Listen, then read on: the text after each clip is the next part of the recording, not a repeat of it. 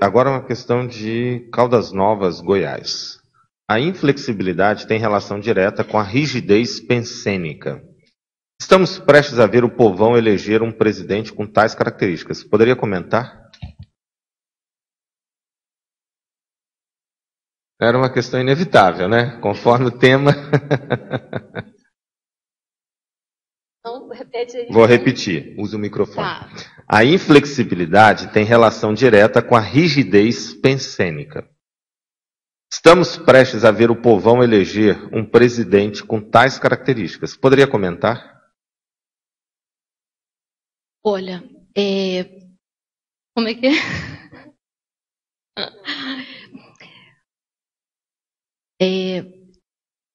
Ele quis dizer que ele é inflexível, é isso, né? Que um dos candidatos, ou o candidato que está prestes a ser eleito, é inflexível. É inflexibilidade, tem flexibilidade.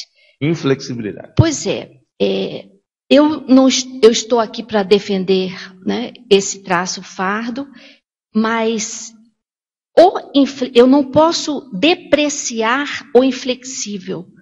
Eu não posso me depreciar perante a minha existência por eu ser inflexível. O inflexível, ele também tem traços positivos, saudáveis.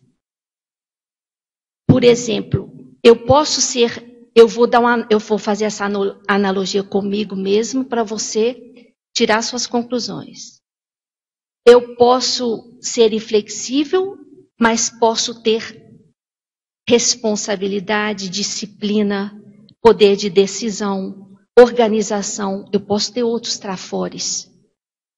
Então, não é um traço fardo, se você detectou isso nesse candidato, não é um traço fardo de alguém que vai impedi-lo de ser bom, de exercitar algo em benefício da humanidade, por exemplo. É esse sentido aí.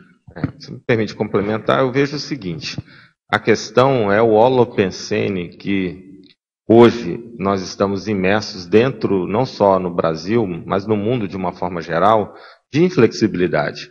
Isso que está sendo visto de intolerância, de radicalismo, é a manifestação holopensênica da inflexibilidade. Polarização, polo, já não trabalha-se com gradação, que é errado, não é? Então, é o que eu costumo brincar, o ideal seria os 50 tons de cinza, né? Então, porque justamente entre o preto e o branco, você tem muito mais do que 50 tons. Então, essa questão hoje que a gente está vendo até refletido na política, tanto de um lado quanto de outro, não é apenas de um candidato, isso é reflexo do momento atual das pessoas que não sabem dialogar, não estão sabendo debater, não têm flexibilidade. Então o pensamento é ou tudo ou nada, é um pensamento ou é totalmente a favor ou é totalmente contrário. Então eu acho que esse é um ponto que tem que ser trabalhado, que é a visão da moderação, a visão que você trabalha com gradações e não simplesmente com extremos. E a gente também tem que olhar isso, para a gente não cair no extremismo. Então, nós temos a flexibilidade para lidar com esse tipo de situação, que não é fácil. Nós estamos vivendo hoje na política uma economia de males.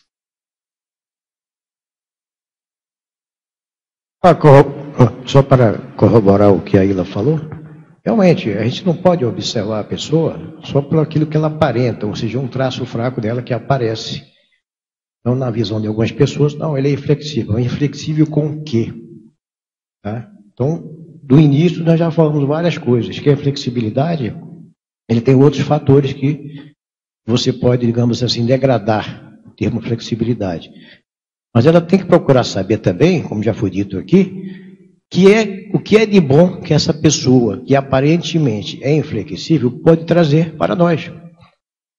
É a abordagem que está sendo dada aqui. Você vai tentar fazer com que as pessoas mudem, melhorem em termos de flexibilidade, buscando entender o lado bom. É o que ela falou ali de baixar a guarda. Baixar a guarda para justamente, ok, cara é flexível, mas vou baixar minha guarda e vou no lado contrário, vou começar a ver o que é que ele pode trazer de bom e fazer comparações. Seria basicamente isso. Ser inflexível com a corrupção é uma inflexibilidade positiva. Isso. Você utilizar a técnica do auto-imperdoamento é uma inflexibilidade saudável, porque você não vai ser complacente com posturas autocorruptas. Isso. Que é a autorrigidez cosmoética. Nesse caso aí é o correto. Continuando aqui. Uma coisa que eu queria só aproveitar, eu não peguei ainda a conversa toda do processo político, mas eu só queria dar um pitaco de uma conversa que a gente até estava tendo. Essa questão da polarização da política, a gente tem que olhar com alguns olhos, né? Ou para-olhos, que uma dessas variáveis é o nosso sistema de governo, nosso sistema no Brasil, ninguém governa sozinho, essa é a primeira coisa. Então, o poder, a governança, ela é tripartite, não é? Então, existe o judiciário, o legislativo e tem lá o executivo. Então, o negócio do governo em si, independente do radicalismo, você teria que ser radical em todos os poderes. E a gente vê que, de fato, o Brasil está amadurecendo a democracia. O fato de ter acontecido 2 impeachments nesse país, a democracia é recente. A gente começou o processo, né, de voto e tudo há pouco tempo. Né? A mulher tem o direito a voto. Então, quer dizer, do ponto de vista da evolução humana, a gente vê que isso é um processo político. Uma das coisas que a gente percebe também não adianta a elite, que a gente percebe muito, né, lógico, que às vezes a gente vê que a elite vê um jeito e a classe mais operária vê de outra forma. Essa polarização mostra que não há um nivelamento cultural, essa é a primeira coisa. Então, não existe uma sociabilização da cultura, uma sociabilização de debate, esclarecimento, ou seja, a evolução ela não é sozinha. Não adianta você ter lá uma elite talvez esclarecida e ter uma população analfabeta. Então, quer dizer, todo esse processo é como se fosse a organização de um grupo. Esse laboratório, ele é de aprendizagem. É de abrir mão, é de flexibilização, né? Então, o tema de verbete hoje, como está falando da flexibilização, a gente tem que ver o seguinte, a gente flexibiliza o poder, a gente está caminhando para a democracia pura, a gente discute processo político, porque eu vejo que às vezes as pessoas só falam de política na época de eleição.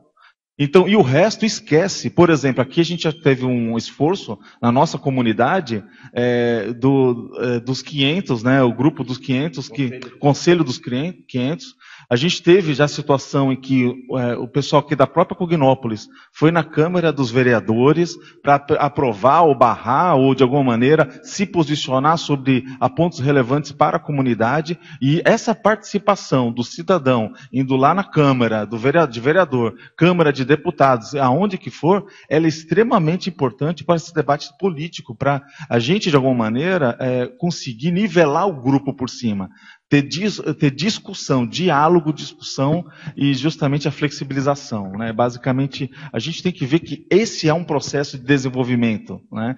Então, tudo isso faz parte. Agora, o que a gente vê também, né, Loche, algumas coisas assim, aberrações, da falta de flexibilidade até do nosso eleitorado, vamos pensar assim, é que, por exemplo, a gente vê que tem pessoas da Cognópolis que estão pensando em votos em candidatos radicais. E a gente fica indignado com isso. Por quê? A gente fala, como uma pessoa, né, que tem ali curso intermissivo e tal, pensa dessa forma? Aí você fala, falta discussão política. Falta justamente esse nivelamento de debate. Falta realmente essa questão, o que é o certo e o que é o errado. Eu acho que a gente tem que desenvolver, do ponto de vista de grupo, né, Loche, essa capacidade de debater e refutar, fazer as refutações técnicas, né, não ad hominem, né, não tipo, olha, não porque eu não gostei, porque foi você que falou, Loche. Não é porque o Loche falou, deixou de falar. O que você está dizendo? Qual é a informação? Ela é verdadeira? Ela é lógica? Ela tem ponderação? Eu tenho que levar a reflexão? Por exemplo, você votaria num candidato que é a favor do armamento, da pessoa ter livre comércio de armas, e você faz TENEPS. Você sabe que na TENEPS você não pode ter na tua casa arma e você tem que ser antibélico. Aí você vota no candidato que é belicista, isso é coerente para você? Então tem coisas que você tem que perguntar, sem as perguntas chaves, que vão levar à reflexão e o desassédio. Não é, Lógico? Acho que essa questão deste momento que nós estamos vivendo, da reurbanização, é esse nível de flexibilização. É rever esses processos bélicos nossos do passado. E a gente tem uma percepção ainda que o presidente é o guerreiro, que o presidente é o salvador da pátria, que o presidente vai fazer tudo como se fosse absolutista. E não é. O presidente não é absolutista. Ele não é dono da verdade, ele não define o que vai acontecer naquele país. Não é isso? Então são coisas que a gente tem que entender o processo político. Senão a gente vai acreditar, não, olha, vamos eleger alguém, ou a população vai eleger alguém, é o fim do mundo. E não é o fim do mundo. Bem, eu queria falar também que a flexibilidade, ela não é algo volúvel, ela não é vulnerabilidade. A flexibilidade, ela necessita, ela requer criticidade, análise, ponderação. Você ser flexível não é você ser marionete, não é você ser manipulável. Então, vamos em nossas vidas, seja na política, seja na família, seja no trabalho, seja como conscienciólogos, vamos utilizar da reflexão, refletir principalmente a nossa pensenidade. Será que o meu pensamento está sendo flexível ou inflexível nesse momento? Esse é um ponto bem delicado, né? E aí ela foi tratar desse assunto e de maneira muito pertinente, como eu falei, dentro do contexto que a gente está vivendo. O que eu quero colocar é o seguinte, para pelo menos expor aqui o meu posicionamento. Eu vejo o seguinte, tudo indica, para todo mundo aí está claro, que nós vamos ter 2 candidatos já mais ou menos aí determinados para o segundo turno. Para o primeiro turno eu estou muito mais tranquilo, o candidato que eu devo votar e tal, o que seria para mim o menos pior. Mas no segundo turno, esse candidato possivelmente não vai estar. E aí as 2 opções. Você comentou uma que dá a entender que você estava se referindo ao Bolsonaro. Vamos explicitar isso aqui. Não é? Então o Bolsonaro tem uma série de coisas, processo bélico, há uma certa promoção da ditadura, há uma negação da realidade em relação a que a ditadura não existiu, e assim vai.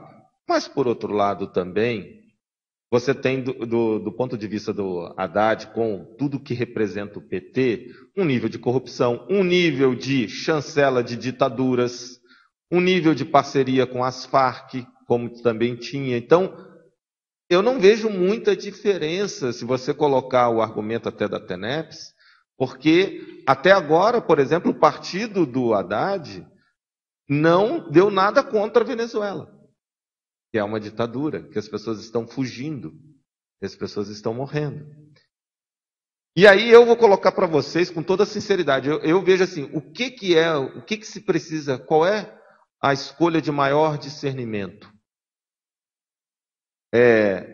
O candidato 1, o candidato 2, anular o voto? Eu tenho passado os meus dias refletindo muito sobre isso.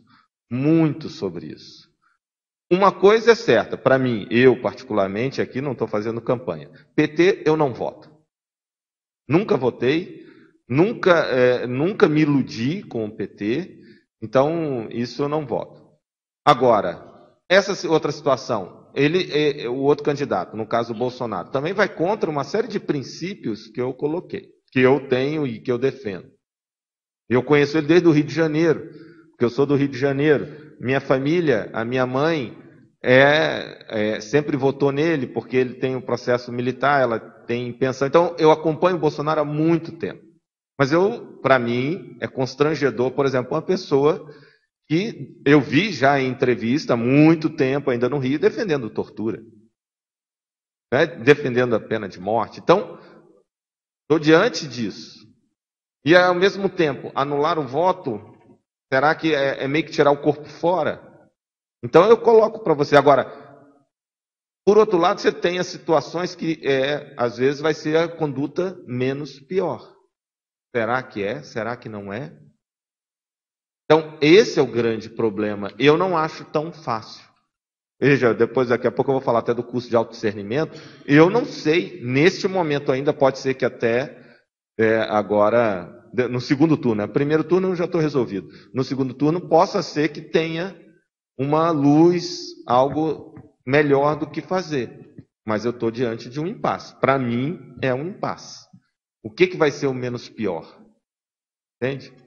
Porque melhor, alternativa melhor, não estamos. Então, assim, o Brasil é uma pena, ainda está passando, ainda vai passar por muita dificuldade dentro desse contexto. Muita mesmo.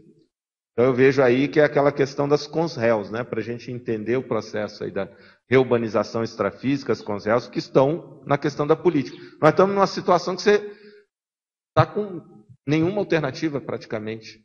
Então, isso que eu quero deixar claro. Eu não tenho hoje o discernimento para dizer qual é a melhor escolha. Estou pensando sobre isso. Espero que eu consiga chegar até lá para me sentir tranquilo. Uma eu já eliminei, que o PT eu não chancelo de forma alguma.